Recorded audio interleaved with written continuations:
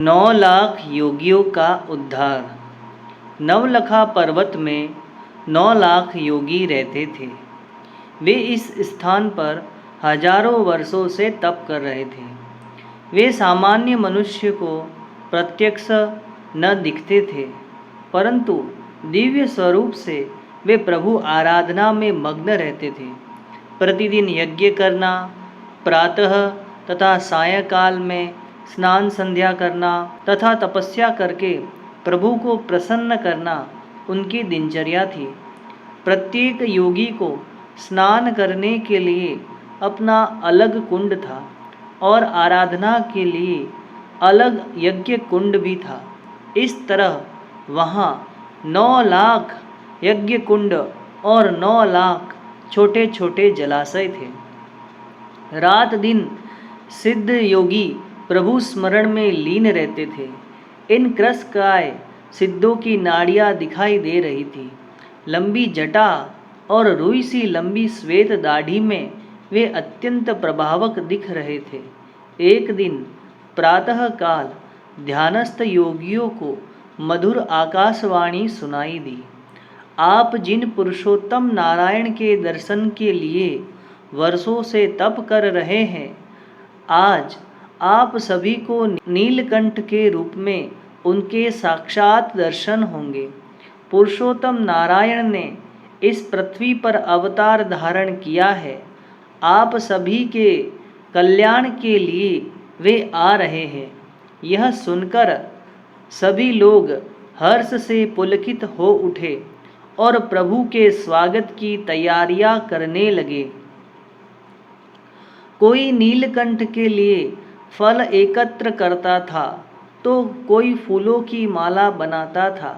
नीलकंठ ने नवलखा पर्वत की तलहटी से पर्वत पर दृष्टि गड़ाई और मार्मिक मुस्कान के साथ चढ़ाई शुरू की। योगियों को पुनः आकाशवाणी सुनाई दी। कल प्रातः काल आप सबको पुरुषोत्तम नारायण के दर्शन होंगे, जिससे आपको अक्षरधाम की प्राप्ति होगी। दूसरे दिन प्रातःकाल होने पर नीलकंठ योगियों के सामने आ पहुँचे। सभी ने अत्यंत आनंद तथा भक्ति भाव से नीलकंठ का सम्मान किया, पुष्पमालाओं से स्वागत किया। देवों ने इस अनुपम दृश्य को देखकर पुष्पों की वर्षा की। वेदों की ऋचाओं से वातावरण पवित्र हो गया। देखते ही देखते नीलकंठ ने 9 लाख स्वरूप धारण किए। प्रत्येक योगी से वे एक एक रूप में गले मिले। प्रत्येक के यज्ञ कुंडों में आहुति दी। सभी के जलाशयों से जल पीकर उन्हें तीर्थत्व दिया। नीलकंठ 3 दिन योगियों की सेवा ग्रहण करते रहे। जब वे विदा हो रहे थे, सभी ने गदगद भाव से प्रार्थना की, हे नीलकंठ प्रभु, आपके दर्शन से हमारा कल्याण हो चुका है। हे अक्षराधिपति, आपसे हम यही प्रार्थना करते हैं कि आपकी मूर्ति हमारे अंतर में सदा के लिए निवास करे। उनकी प्रार्थना सुनकर वर्णिराज ने तथास्तु कहकर आशीर्वाद दिया। सभी सिद्ध योगियों ने भग्न हृदय से उन्हें विदा दी।